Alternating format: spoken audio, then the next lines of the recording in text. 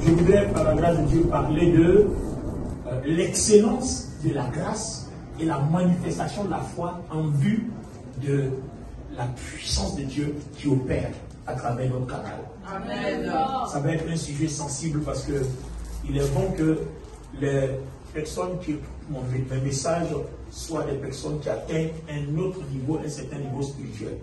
Donnez-moi votre amen. Amen. Parce que le réveil ne viendra pas tant qu'on ne saura rien faire avec la parole de Dieu. Le réveil ne va jamais venir tant qu'on ne sait rien faire avec la Bible. Gloire à Dieu.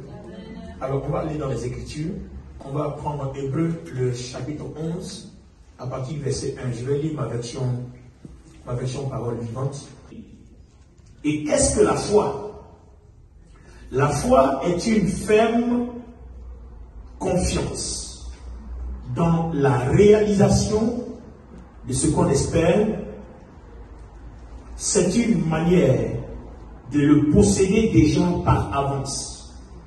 Croire, c'est être absolument certain de la réalité de ce qu'on ne voit pas. Alors ici, on va diviser cette définition de la foi, ici dans Hébreux, le chapitre 11, on va diviser ça en 3. Amen. Je vais le lire encore, regardez bien, vous allez voir qu'il y a évidemment 3 parties. Ça, c'est la version parole vivante. Qu'est-ce que la foi? C'est une ferme confiance dans la réalisation de ce qu'on espère. Donc, ça fait une partie. Deuxièmement, c'est une manière de posséder déjà par avance. Troisièmement, croire, c'est être absolument certain que ce qu'on ne... être absolument certain de la réalité de ce qu'on ne voit pas. Bien. On va aller étape après étape.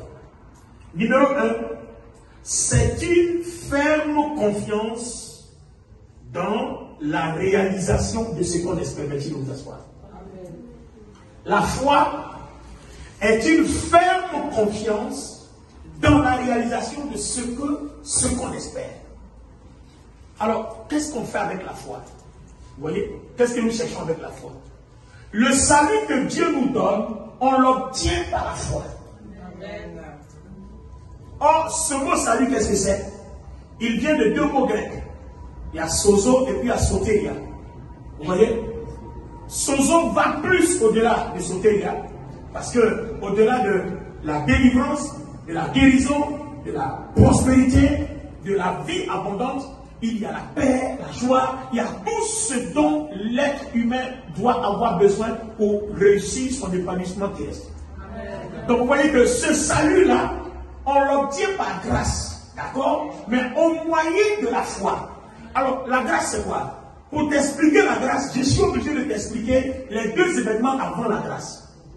Regardez bien, quand vous prenez d'Adam jusqu'à la loi, et que vous prenez de la loi jusqu'à la croix, comment Dieu jugeait les gens?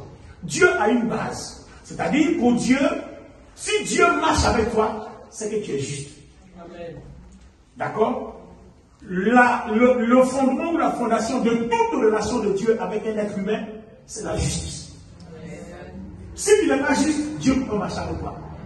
C'est pas possible. Donc, d'Adam jusqu'à la loi, il y a les critères de la justice. Par exemple, quand vous prenez le cas de Noé, quand Dieu devait détruire le monde entier avec le déluge, il a épargné Noé parce qu'il trouvait que Noé était intègre et droit. Vous comprenez? Donc, le critère d'intégrité et le critère de droiture confèrent à Noé un statut de juste de par Dieu. Maintenant, vous voyez qu'à cause de sa justice, lorsque Dieu veut détruire, on l'épargne parce qu'on le trouve juste. Mais il y a un critère, intégrité et droiture. Vous vous souvenez des Job, non? Vous vous souvenez des Job? Satan va se promener dans toute la terre, il arrive, et puis Dieu lui demande, as-tu vu mon serviteur Job? Il n'y a personne qui soit intègre et droit comme lui. Vous voyez? Donc Dieu trouvait Job juste à cause de ce qu'il est intègre et à cause de ce qu'il est droit. Quelqu'un me donne son avis? Vous voyez que ces personnes-là, Dieu les bénissait sur la base de la justice par rapport à ce genre de critères. Maintenant, quand on arrive sur la loi, pour que Dieu continue de bénir les gens, le péché a tellement abondé, qu'est-ce que Dieu a fait? Dieu installe la loi pour que les gens réalisent leur péché. Donc la loi va venir recéler, condamner les gens pour que les gens réalisent qu'ils ont besoin de Dieu. Parce que personne ne se tournait de Dieu. Ne se tournait vers Dieu, pardon. Alors qu'est-ce que Dieu fait? La loi vient et la loi dit, si tu obéis à tous les commandements de la loi, alors tu es juste. Donc pour que Dieu te bénisse, tu es obligé d'obéir à tout. Obéir à tout, ça veut dire quoi? On te donne 100%. Tu as obéi à 99,99%. Il reste 0,1% pour faire 100%. À cause des 0,1% là, tu vas en enfer. Si tu meurs, tu vas en enfer parce que tu n'as pas obéi à la loi. Donc tu n'as pas satisfait à toutes les exigences de la loi. C'est pour ça d'ailleurs que la Bible déclare que tous ont péché et sont privés de la gloire de Dieu. Et chose impossible à la chair, à cause de la nature humaine, personne ne pouvait obéir à la loi. Personne. Alors quel est le remède? Si personne ne peut obéir à la loi, que tout le monde doit mourir, le but premier de Dieu, c'est que l'homme soit créé à son image, à sa ressemblance, c'est que l'homme soit comme lui. Donc si tout le monde meurt, Dieu n'a pas atteint son objectif. Alors qu'est-ce que Dieu fait? Dieu prend tout sur lui. Il vient vers l'homme et puis il dit, moi-même je vais mourir à ta place. Et puis toi, accepte seulement par la foi et tu es juste.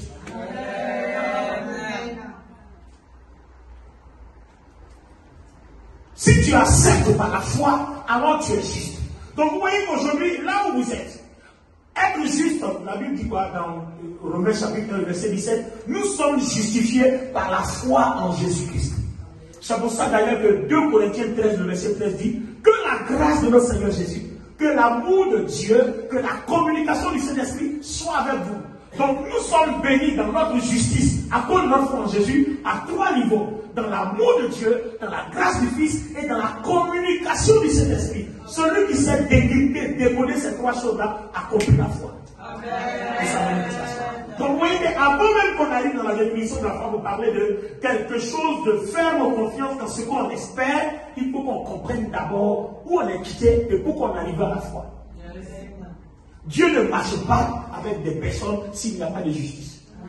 Les gens n'ont pas compris dans la Bible que Dieu ne tue pas quelqu'un à cause d'un péché charnel. Mais Dieu tue les gens à cause du manque de justice. Regardez bien, allons-y profondément dans les Écritures.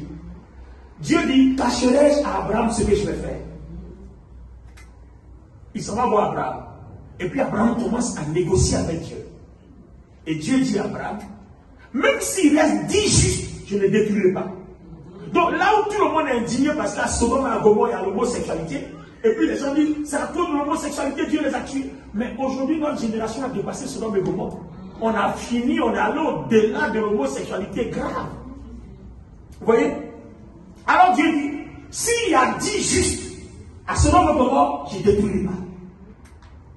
Donc, qu'est-ce que Dieu fait? S'il y a au moins 10 justes, à cause des 10 justes, Dieu va pardonner leurs péchés parce qu'il va envoyer quelqu'un pour les conduire à la repentance. Donc vous voyez qu'en fait, si on part sur cette base biblique, c'est pas contre l'homosexualité les a tués, c'est parce qu'il manquait de justice qui les a détruits, parce qu'il sait qu'on ne peut rien, on ne peut plus rien faire pour eux. Le seul homme juste était Lot, et Dieu l'a fait sortir avant de frapper. Quand Lot tardait, même les anges l'ont obligé à sortir vite. Vous voyez? Et comme sa femme aussi est de là-bas, vous avez compris que c'est la raison pour laquelle son attachement fait qu'elle a regardé derrière, elle n'a pas pu continuer, parce qu'elle ne peut pas être juste. Alors, je veux que quelqu'un comprenne que c'est sur la base de la justice que Dieu bénit quelqu'un. Or, nous, Dieu ne nous demande pas de faire quelque chose. Il a demandé à Noé d'être un tel de droit avant qu'il le déclare juste. Il a demandé aux gens sur la loi d'obéir à toute la loi avant d'être déclaré juste. Moïse, par exemple, était juste parce qu'il arrivait à obéir à toute la loi. Abraham était juste parce qu'il arrivait à obéir à tout. Vous comprenez? Même Abraham qui arrivait à obéir à tout a été justifié par la foi. Abraham crut et Dieu le lui imputa à la justice. Vous comprenez? Alors, aujourd'hui, nous, Dieu ne nous demande rien. Et c'est ce que nous devons comprendre. Vous voyez? Nous sommes tellement mauvais que on pense que, à cause de ce qu'on est trop mauvais, Dieu ne nous écoutera pas parce qu'il tient compte de ce que nous sommes. Dieu ne tient pas compte de ce que tu es en Jésus-Christ. À l'époque, sous Noé, il tenait compte parce qu'il y avait le mal. À l'époque, sous la loi, il fallait obéir à la loi. Mais à notre époque, Jésus-Christ a déjà obéi pour nous. Jésus-Christ a satisfait la colère de Dieu pour nous. À cette époque-là où on est, Dieu ne maudit plus quelqu'un, Dieu ne tue plus quelqu'un, Dieu ne frappe plus quelqu'un à cause du péché. Est-ce ça dit qu'il faut aller pécher? Je dis non. Parce que le péché a aussi ses conséquences. Est-ce que vous comprenez? Donc, Dieu ne va pas tuer quelqu'un à cause du péché. Pourquoi? Parce que si Dieu devait tuer, la colère qui devait pousser Dieu à tuer est tombée sur Jésus. Jésus est déjà mort. Donc, la mort de Jésus satisfait ta mort, satisfait ma mort, satisfait la mort de tous les pécheurs. Dieu n'a plus besoin de tuer quelqu'un encore. Amen. Maintenant, la question, est-ce pour ça qu'il faut aller pécher parce qu'on ne nous double? Non. Non. Est-ce pour ça qu'il faut aller pécher, vivre comme on veut? Non. Parce que le péché a aussi ses conséquences. Est-ce que tout le monde comprend? Amen. Amen. Est-ce que tout le monde comprend bien? Amen. Maintenant, le problème, regardez bien là où nous allons. Quand nous arrivons maintenant à l'heure de la grâce, il est dit que la grâce de notre Seigneur Jésus, que l'amour de Dieu, que la communication du Saint-Esprit demeure avec toi. Ce passage-là a tout son sens, a toute sa force. Si tu ne comprends pas ça, tu ne peux rien faire avec Dieu. On comprend pourquoi certains chrétiens sont dans la maison du Seigneur et puis leur vie n'avance pas. On comprend pourquoi certains chrétiens sont dans la maison du Seigneur et puis il y a des blocages. Normalement, de la façon dont Dieu nous a sauvés, on devait être capable d'être actif. Je vous explique le phénomène. Il y a une vérité à comprendre. Parce que pour manifester la foi, il faut comprendre certaines vérités bibliques. La foi ne se lève pas comme ça, la foi ne paie pas comme ça. Il y a des vérités bibliques sur lesquelles on s'appuie. D'accord? Romains le chapitre 6. Le verset 5 dit, en effet, nous sommes devenus un seul et même être avec Jésus-Christ.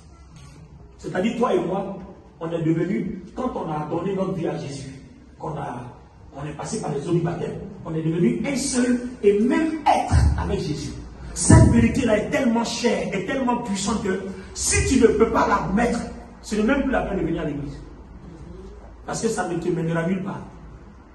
On est devenu un seul et même être avec Jésus. Pourquoi? La suite du verset dit, nous lui avons été incorporés comme le greffon dans son porte-greffe. Le greffon a son porte-greffe. Si donc, nous avons été implantés en sa mort pour mourir avec lui, nous le sommes aussi en sa résurrection pour revivre avec lui.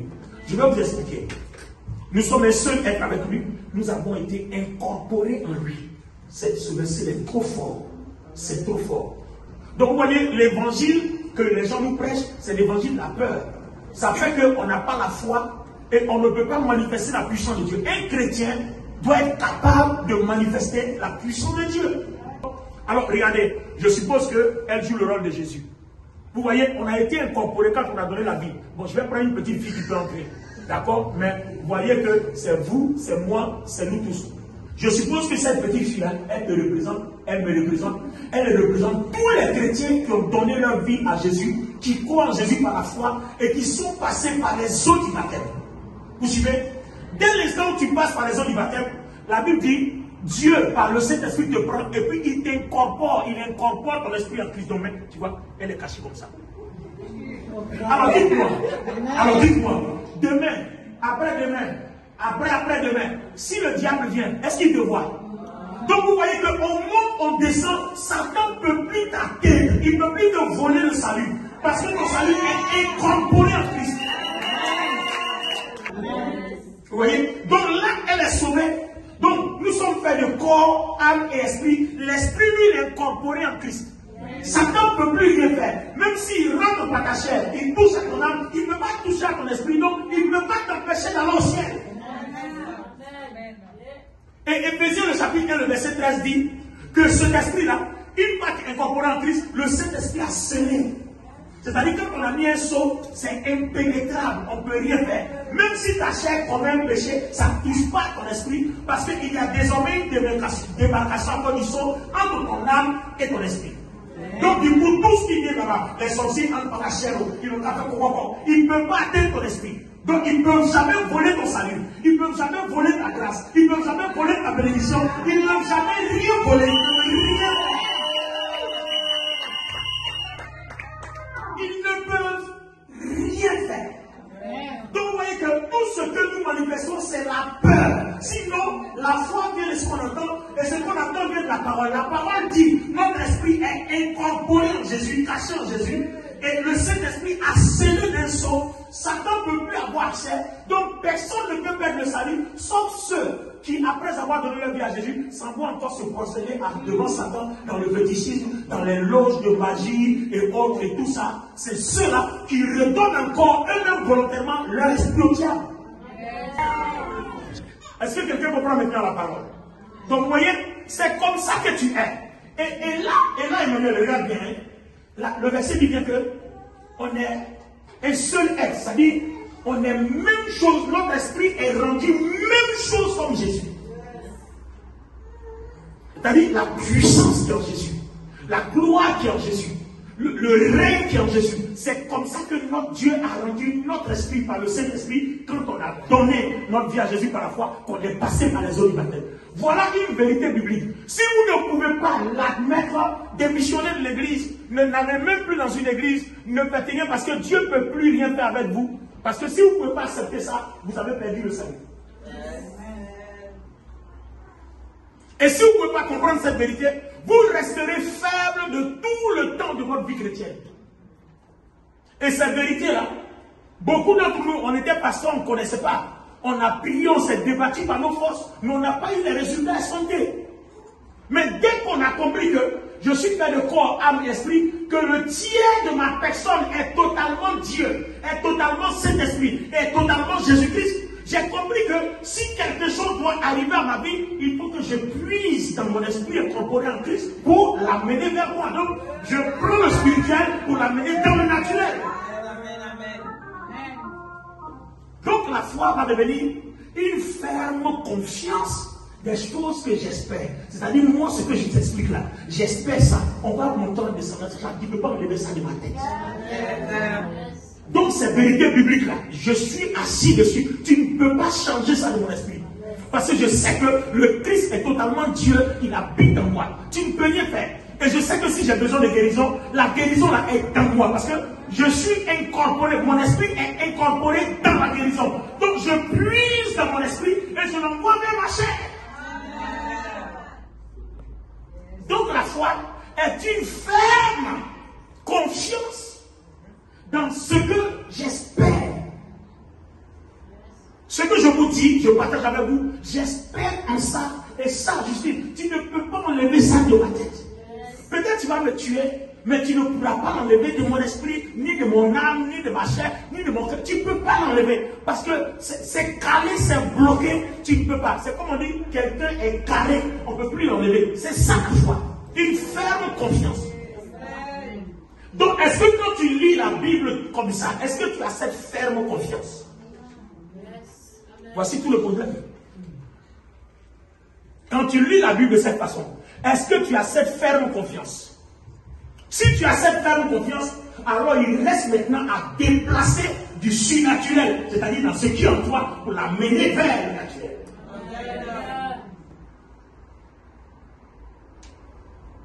C'est ça l'opération.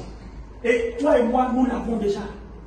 Il y a quelque chose qui est en nous. Il y a le divin en nous. Il y a la gloire en nous. Et le problème, c'est qu'on n'a jamais eu conscience qu'il y a la gloire en nous. Amen. Regardez, je disais ce matin en Mesa, je ne sais pas si c'est le deuxième plus tout à l'heure. Je disais que quand vous dormez, et puis vous levez, vous voyez des maris de nous, femmes venus pleurer. Seigneur, ils sont venus encore. Ma vie va échouer encore. Mais, et puis, une fois je priais, le Seigneur me dit, attends, ils sont venus, non? Ils ont joué dans ta chair. Ils ont déféqué, ils ont mangé, ils ont laissé les assiettes sales, ils ont laissé la poisse, ils ont laissé célibat, ils ont laissé pauvreté, ils ont laissé péché. Mais, madame Lisa, c'est pas grave. Non, c'est pas grave. Quand moi je me lève, je sais que dans mon esprit, il y a quoi? Il y a la gloire. La gloire qui a vaincu Satan. Il y a le sang qui est l'alliance qui purifie tout. C'est en moi. Donc quand je me lève, je dis Seigneur, merci. Ils ont fait leur travail. Moi aussi, le matin là, je fais pour moi.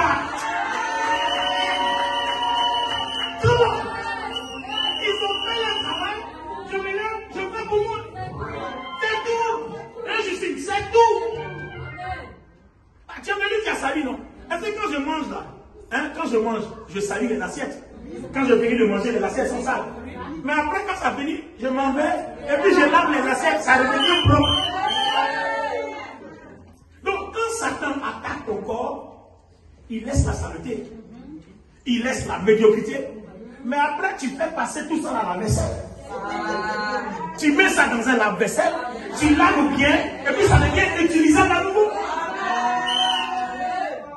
Est-ce que quand tu finis de manger dans une assiette, tu la jettes? Non, tu la laves. Même la marmite qu'on prépare, le noir que le feu a touché là, il y a son éponge pour dégraisser, pour enlever tout ça. Donc en Jésus-Christ, il y a l'acte dont les endroits nous qu'on avait que lui a brisé. Donc il y a tout pour dégraisser. Il y a tout.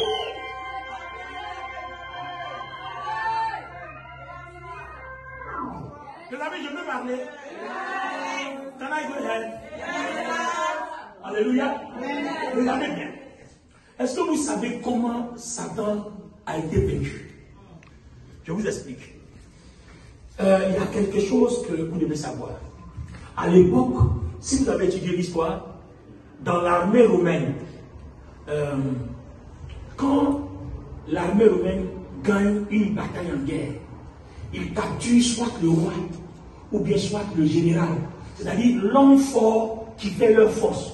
On le prend prisonnier, vous savez ce qu'on fait? On le déshabille, on le met tout nu et puis on le traîne. Et qu'est-ce qu'on fait? On coupe tous ces doigts. Et puis, pour ne même pas qu'il puisse manipuler une épée pour aller en grande guerre. On lui coupe au petit tous ses orteils pour ne même pas qu'il puisse poursuivre quelqu'un. Et maintenant, on le déshabille. Et puis, on le traîne. Et quand le peuple voit, le peuple crie, wow, c'est-à-dire, le peuple est confiant qu'on a gagné. Est-ce que vous comprenez? Amen. Et maintenant, une fois que tout ce ballet, ce spectacle est terminé, on lui coupe la tête. Et puis sa tête, on met sur un piquet et puis on plante ça là. Et quand le camp adverse, ceux qui n'ont pas été à quelle fois, ils savent qu'ils ne vont plus jamais venir provoquer cela. Parce que voici la tête de leur chef. Et quand vous lisez Colossiens chapitre 2, le verset 14 à 15, la version parole de vie, c'est ce que parole de vie explique. Parole de vie dit, c'est comme ça que Jésus a fait Satan à la chair. Quand il est mort à la croix, c'est comme ça que spirituellement Satan a été fait. Donc le monsieur que vous voyez là, on lui a coupé ses doigts, on lui a coupé ses orteils. En tout cas, vis-à-vis de toi qui as la foi. Vers les païens, il a ses doigts, il a ses orteils. Mais une fois que tu deviens chrétien, en face de toi, il baisse ses doigts, il baisse ses orteils. Il est tout nu, dépouillé de tout. Colossiens 2, 14, 15. Version parole de vie. Donc vous voyez que Satan remue ses casseroles, il ne peut rien te faire en réalité. Son but, tout ce qu'il veut, c'est de te faire croire que tu ne sers à rien, tu ne vaux rien, parce que tu es une pécheresse, tu es un pécheur, Dieu ne t'aime pas, alors que Dieu dit, je t'aime tel que tu es. Je n'exige rien. J'ai exigé l'intégrité toi tu as Noé. J'ai exigé le respect de toute la loi à l'époque de Moïse. Mais aujourd'hui, je n'exige rien. Viens tel que tu es. Je te prends comme ça. J'étais fâché avec toi, mais j'ai satisfait ma colère sur Jésus. Donc toi, je n'ai plus à faire, je n'ai plus de problème avec moi. Ce que je veux est la foi et réjouis-toi. C'est ce que j'attends. Et notre problème, on ne se réjouit pas. On est là, Seigneur, Seigneur, aie pitié de moi. Écoutez. Dieu vous dit, dans Éphésiens, le chapitre 1, le verset 3 à 4, je vais vous lire. Parce que quand on parle de la foi, la première partie dit, une ferme confiance dans ce que j'espère. Loué soit Dieu, le Père de notre Seigneur Jésus-Christ, qui nous a comblés par l'Esprit de toute la plénitude des dons célestes. C'est-à-dire Dieu nous a, le verbe est conjugué au passé. Il nous a comblés par l'Esprit de tous les dons qui sont dans le lieu céleste, dans le royaume de Dieu. Tous les dons spirituels. C'est-à-dire, tu parles de la puissance du Saint-Esprit, baptême dans le Saint-Esprit, parler en langue, prophétie, révélation, la foi, tout ça, Dieu, il dit quoi? Il nous a comblés. Et ça est où? Dans notre esprit incorporé dans le Christ. Il a déposé ça là-bas. Alors, pendant qu'on te dit Toi, tu es dans les dons spirituels, et puis tu t'en vas jeûner. Seigneur, donne-moi l'onction. Seigneur, remplis-moi de l'onction. Et puis tu traînes, tu commences en traînant, Dieu sera content. Comme tu traînes là, il va voir pitié de toi. Il te dit, lève-toi, incrédule, ignorant. Tu vois, ton ignorance fait que tu es obligé de traîner. On m'a raconté l'histoire d'un monsieur qui, pour que Dieu lui pardonne ses péchés, il fait ça une fois par an. Il marche sur une distance de 1,5 km sur des tessons de bouteilles. Les pieds nus sans chaussures. Et ça le blesse. Et quand il revient là, la douleur qu'il a là, pour lui, c'est-à-dire il a payé le prix de ses péchés. Mais s'il pouvait savoir que c'est ça là, c'est sur ces testons là, Jésus a déjà marché dessus. Pour lui, s'il pouvait comprendre ça, il n'avait pas fait ça. Donc vous voyez, pendant que tu es en train de faire ça, Dieu pleure. Il dit, mais je lui ai offert un salut gratuit. On ne lui exige rien. On ne demande aucun mérite. On demande seulement qu'il vienne lui dire, Seigneur, je crois que tu es amour. Je crois que Jésus a payé le prix. Je crois que ta colère a été satisfaite en Jésus. Je crois que Jésus est mort pour mes péchés. Je crois qu'en Jésus je le salue. On te demande ça simplement. C'est ça la grâce. Et la réponse de la grâce, c'est ta foi. Et un des éléments de la foi, c'est avoir une ferme confiance des choses que tu espères. Tu espères au mariage. Si tu espères le mariage, tu espères le travail. Tu espères l'argent. Tu espères avoir tes papiers. Tu espères tout ça. La Bible dit quoi? Regarde bien. On a parlé seulement des choses spirituelles. La suite de Éphésiens 1 dit, regardez bien, après la plénitude des choses célestes, donc nous avons été complets. Il dit, il a déversé d'en haut, toujours au passé, il a, c'est déjà fait. Il a déversé d'en haut sur nous qui vivons dans le même esprit que Christ, toutes les bénédictions que le royaume des cieux contient. C'est-à-dire, depuis que tu es incorporé dans le Christ, que tu es dans le Christ, Dieu a déjà déversé dans haut sur toi toutes les bénédictions du royaume de Dieu. Mariage, l'argent, papier, or, diamant et tout ça.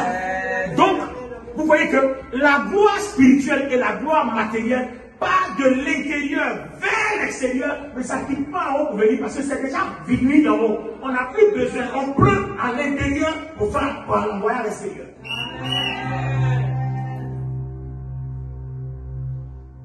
Est-ce que quelqu'un peut comprendre ça? Ça veut dire que là où tu es assis, là où tu es assise, il y a une vérité dont tu dois prendre conscience. Si tu n'es pas conscient que un tiers de ta personne est totalement Dieu, tu ne peux pas opérer spirituellement. Si tu ne peux pas comprendre qu'en toi, il y a tous les dons célestes, en toi, il y a déjà toutes les bénédictions, tu ne peux pas opérer par la foi, tu ne peux rien manifester. En fait, c'est ce que tu dois comprendre. Si tu ne peux pas comprendre ça, c'est qu'il n'y a pas de foi. Dieu dit, il faut avoir confiance dans les choses que tu espères. Tu as un besoin, peu importe, papier, argent, peu importe. Ok? Et puis, tu veux que Jésus prie pour toi. Un peu comme tous les chrétiens font là. C'est-à-dire, dès qu'ils ont un problème, tant que le pasteur n'a pas imposé les mains sur sa tête, il n'a pas la foi que Dieu a entendue. Est-ce que tu comprends? Donc, au moment où tu arrives, malheureusement, il y a tellement de personnes autour de Jésus, tu ne peux pas le toucher. Alors, les amis, quand humainement vous êtes coincé comme ça, il reste quelle solution? Il reste la solution spirituelle. Quand humainement vous êtes coincé, il reste la solution spirituelle. Alors, la solution spirituelle que la femme qui perdait du sang a pris de la vie. Elle dit, si je peux toucher, ne serait-ce que le bord de son vêtement, je suis guéri. Alors, c'est venu de quoi? Elle se dit que la foi est une ferme confiance dans les choses que j'espère. On m'a dit que ce monsieur-là est guéri. Tous les malades pour lesquels il prie sont guéris. Donc, moi aussi, je crois qu'il peut faire pour moi. Qu'il n'a pas pour les autres, il peut faire pour moi. Seulement, c'est la façon de faire que je dois comprendre. Attends. Pour les autres, là, il impose les mains, ou bien il leur dit, va, ta foi t'a guéri. Mais moi, je ne peux même pas avoir accès à lui. Il ne peut pas me parler. Donc, ma confiance, là, je vais l'exprimer autrement. Est-ce que vous comprenez? Ma confiance, là, je vais l'exprimer autrement. C'est à partir de cet instant-là qu'on rentre en contact avec Romains chapitre 10, le verset 9. Si tu crois dans ton cœur que Jésus-Christ est le Fils de Dieu, si tu le confesses de ta bouche, alors tu permets au Saint-Esprit, par la parole, à cause de ta foi, de puiser de tout ce qui est en Jésus-Christ et puis de te le communiquer. Amen. C'est pas moi qui le dis. Lisez Romains, le chapitre 10, à partir du verset 9. Vous pouvez le lire avant. Vous voyez? Donc, vous voyez que la parole de Dieu crée quoi? Une connexion entre notre esprit et notre âme. Or, nous savons dans la Bible que le corps n'a aucun pouvoir. L'âme peut sentir la chair, l'âme peut sentir l'esprit. Si on communique à l'âme les pensées de l'esprit, alors l'esprit se manifeste. Le pouvoir de l'esprit se manifeste. Mais si tu laisses dans la pensée de ton âme les pensées de ta chair, alors le diable se sert de ta chair et il opère. Parce que c'est le diable qui opère dans la chair. Dieu n'opère pas dans la chair. Et Dieu ne veut pas que l'âme aussi opère dans la chair. Parce que dans la chair se cachent tous les pièges du diable pour l'homme. Vous comprenez? Alors, qu'est-ce qui se passe en réalité? Cette femme-là, elle dit, si je peux toucher le bord de son vêtement. Donc, vous voyez que sa foi ne va pas faire bouger Dieu. Parce que Dieu a déjà bougé. La Bible dit quoi? Avant la fondation du monde, Dieu a tout établi. Et ça, c'est écrit bien ici, dans Éphésiens, le chapitre 1, le verset 4. Il dit bien, regardez bien. Avant même de poser la fondation du monde, il nous a choisis en Christ pour que nous vivions une vie sainte et irréprochable sous son regard. S'étant proposé à l'avance, dans son plan, de nous adopter par amour comme ses propres enfants par Jésus-Christ. C'est tellement clair. Avant que Dieu pose la fondation du monde, avant que Dieu crée le ciel et la terre, il a déjà prévu que toi, Jésus-Christ te sauve de tes péchés gratuitement. Il a prévu que toi, tu manifestes la foi. Donc, il a disposé tout ce qu'il faut pour qu'au moment opportun, toi, tu t'en serves. C'est-à-dire, avant que tu me laisses, la foi t'attendait. C'est-à-dire, toutes les réserves de la foi attendaient que tu viennes utiliser. Amen. Est-ce que tu comprends? Amen. Donc, vous voyez que la foi ne crée rien de nouveau. La foi n'invente rien. Il y a quelque chose qu'on appelle la grâce. La grâce a disposé la guérison, le miracle, la puissance, tout. Et puis toi, ta foi, tu viens, tu prends dans ce qui existe déjà, et puis tu l'envoies vers le naturel. Donc ces choses-là existent spirituellement en toi, dans ton cœur. Spirituellement, il faut maintenant les amener dans le naturel. Mais pour les amener dans le naturel, il y a une seule voie. Amen, c'est ta foi. Et ta foi vient pas. Ta foi prend appui sur les choses qui existent. La foi vient de ce qu'on entend, et ce qu'on entend vient de la parole. Et la parole nous dit, voilà ce qui se passe. Donc si j'ai une ferme confiance dedans, alors je confesse que je crois, je déclare, alors j'appelle telle chose à arriver. Automatiquement, le Saint-Esprit prend dans les réserves et puis les déverse dans ton âme. Et aussitôt que ton âme reçoit, aussitôt que ton corps reçoit. C'est comme ça que les choses qui n'existent pas arrivent physiquement dans nos vies. Et ça marche sur tous les plans. Ok? Je vous donne le témoignage d'une femme qui était malade. Son mari est un multimilliardaire. Et puis, elle a dépensé 300 000 $ pour se soigner, ça n'a pas marché. Les pasteurs ont prié pour elle. Elle n'a pas eu de guérison. Et puis, elle a entendu ce message que je prêche là, de la part d'un pasteur. Et qu'est-ce qu'elle a fait? Dès qu'elle a pris conscience qu'en elle, Jésus-Christ habite avec son esprit, que son esprit est identique à ce que Dieu, le Père, Dieu le Fils, Dieu le Saint-Esprit est. Alors elle a dit, mais attends, j'ai la guérison en moi.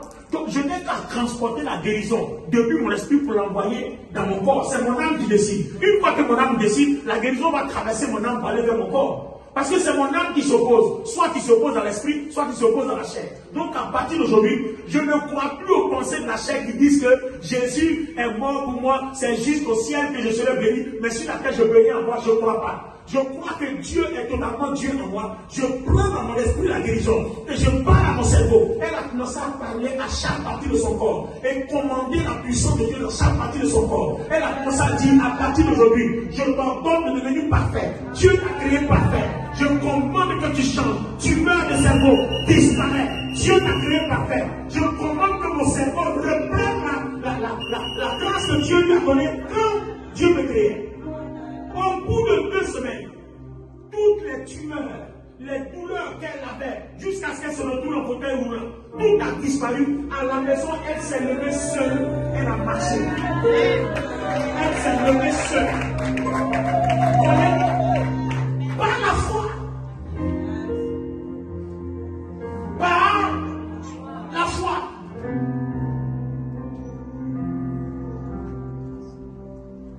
Commence à parler à tes problèmes. Je disais à mes chapitres, vous voyez, on exprime mal notre foi. Parce que la foi, quand tu crois, il faut parler. Si tu crois, parle. Zorobabel a dit montagne, qui est-il devant Zorobabel? Et quand on dit montagne, c'est le problème, c'est la difficulté. Si tu crois, parle. Il faut parler. Regardez par exemple une jeune fille qui pue pour se marier ou un jeune homme qui pue pour se marier. Vous voyez, il y a soit des décisions à prendre par la chair, ou bien soit des décisions à prendre par l'esprit. Or, par l'esprit, c'est tout simple. Tu viens, tu dis Seigneur, merci de ce que, avant même que moi je sois né, mon mariage était déjà prévu. Donc déjà tu crois que tout ça là, Dieu a disposé que ton mariage est déjà prévu. Et si ton mariage est déjà prévu, ton partenaire ou ta partenaire est aussi déjà prévu. Donc Seigneur, la personne, c'est-à-dire la femme ou l'homme que tu as prévu pour mon mariage, je l'appelle maintenant à se manifester dans le physique. Je parle dans les 5 continents de la terre. Je parle dans toutes les nations des 5 continents. Où cette femme se trouve, où cet homme se trouve, je l'appelle à se manifester. Et je commande la puissance de Dieu dans le monde invisible. Si un esprit quelconque, soit dans ma famille, empêche les gens de se marier, je commande que ces chaînes qui retiennent ce homme-là soient brisées. Parce que Jésus-Christ a déjà libéré ceux qui croient. Par ma foi, je commande que ce homme ou cette femme-là soit libéré. Je brise les chaînes et j'appelle son esprit de moi. J'appelle son âme de moi. Et pendant que tu fais cette prière de foi, le Saint-Esprit se met en action en ta faveur. Pour ramener dans le naturel ce que tu décrètes dans le spirituel.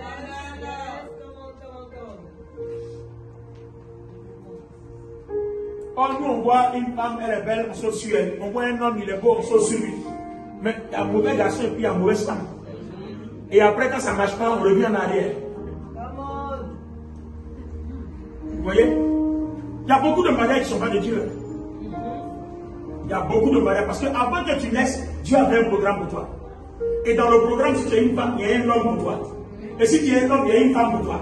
Mais est-ce que ce que tu as appris sur la terre, tu l'as appris par la chair ou tu l'as appris selon l'esprit? Si tu l'as appris selon l'esprit, c'est que ce que Dieu a prévu là, tu es dans le plan, quelles que soient les difficultés, ça tiendra. Tu comprends bien? Mais si tu l'as appris par la chair, oh, elle est belle, il est beau, bien machin, et puis emporté. Mais à partir de ce moment-là, si Dieu n'est pas dedans, vous allez faire un parcours, mais un matin, tout va s'arrêter. Parce que ce n'est pas le plan. Le plan de Dieu va à droite, vous êtes parti à gauche. Un matin, ça va vous rattraper, il n'y a rien à faire.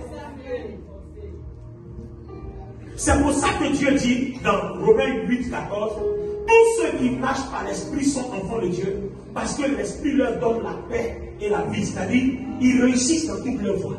Peu importe les épreuves, ils réussissent, parce que c'est ce que Dieu a prévu qui leur arrive, alors que les voies de Dieu ne donnent pas de chagrin, ça donne toujours la paix et ça donne toujours le bonheur. Donc la foi n'est pas un hasard. La foi puise dans les choses que Dieu a déjà faites. Et donc quand nous prions chaque fois, il faut remercier Dieu pour toutes les choses que Dieu a disposées. Est-ce que vous comprenez? Dieu a disposé des choses pour nous. Et il faut dire à Dieu, dans tout ce que tu as disposé, je sais que tu as dit, ta Bible dit, si on ne travaille pas, on ne mange pas. Mais comme là, je ne travaille pas, maintenant je dois manger. Je prie dans toutes les entreprises où j'ai déposé mes dossiers, je déclare que maintenant je travaille. Alors, si seulement je peux toucher son vêtement, je suis guéri. C'est-à-dire, elle s'est dit, il faut que j'ai une ferme confiance. J'espère en lui, je sais qu'il peut. Donc, je ne suis pas obligé de faire comme tout le monde. Quand le centenier est venu, il a dit quoi? Seigneur, mon serviteur est malade, peux-tu le guérir? Jésus dit, alors viens le guérir. Il dit, non, Seigneur, non, pas toi, non, tu ne peux pas faire ça. Non, tu ne peux pas faire ça quand même. Tu es trop grand, tu es Dieu, toi tu vas marcher derrière moi pour aller guérir mon serviteur. Non, non, tu es trop grand. Regardez sa confiance. Il croit que Jésus est tellement grand, il croit que Jésus est tellement puissant, que de là où il est là, une seule parole suffit pour que son problème soit réglé. Est-ce que vous voyez la ferme confiance? Il a confiance, donc il ne croit pas, parce que les émotions là c'est quoi? C'est quand vous voulez croire en ce que vous voyez, en ce que vous pouvez toucher et en ce que vous pouvez entendre humainement. C'est pour ça que beaucoup sont incrédules. C'est-à-dire, tout ce qui est pragmatique. Voilà. Ah, ça on peut démontrer. Mais si tu peux démontrer, c'est que tu ne peux jamais voir Dieu. Parce que tu ne pourras jamais démontrer Dieu. Tu peux démontrer les mathématiques, tu peux démontrer les sciences physiques, tu peux démontrer les sciences naturelles, mais est-ce que tu peux démontrer comment Dieu a fait puis la poussière est devenue Olivier Mounier?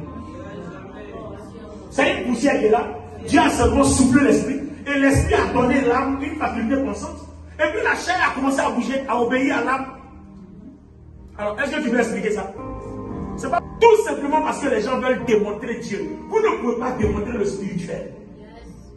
Il faut avoir confiance que le spirituel est capable de faire parler ce poteau-là si l'esprit rentre dedans. Il faut avoir confiance que ce pied de micro-là, si l'esprit rentre dedans, il peut dire tout vos noms. C'est tout ce que Dieu te demande. Dieu veut que tu aies confiance qu'il est capable. Donc en allant à ton rendez-vous d'emploi et d'entretien d'embauche, tu dis Seigneur, je te glorifie. Parce que cet entretien-là, c'est déjà fait dans le spirituel. Donc, tu sais déjà ce que je vais dire. Quand je vais m'asseoir devant ce monsieur-là, toutes les oppositions qui vont faire que je vais répondre mal à une mauvaise question, je les brise au nom de Jésus. Je les lis au nom de Jésus. Le Saint-Esprit me dévance. Le combat est déjà réalisé. Au nom de Jésus, je vais tomber tout montagne. Je vais tomber toute montagne. Et je libère l'atmosphère. Pourquoi? Parce que tu crois que Dieu a déjà fait. Voilà la valeur que tu donnes à Dieu. Sinon la foi ne vient pas comme ça. Le fauteuil est rouge, toi tu veux prier pour qu'il devienne noir. Il ne va jamais devenir noir. Parce que la foi n'invente pas, la foi ne crée pas. Dieu a déjà tout créé, il a déjà disposé. Et la foi vient puiser dans ce que Dieu a déjà disposé. Et dans ce que Dieu a disposé, il y a le programme de ta vie. Donc toi tu puises et Dieu libère la part qu'il a déjà réservée pour ta vie. Et puis tu dors.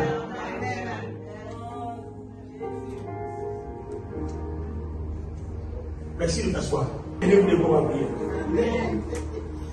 Merci. Pour tous ceux qui veulent prier avec nous, nous sommes à 3 rue du Bas Perreux, 95 200 Sarcelles.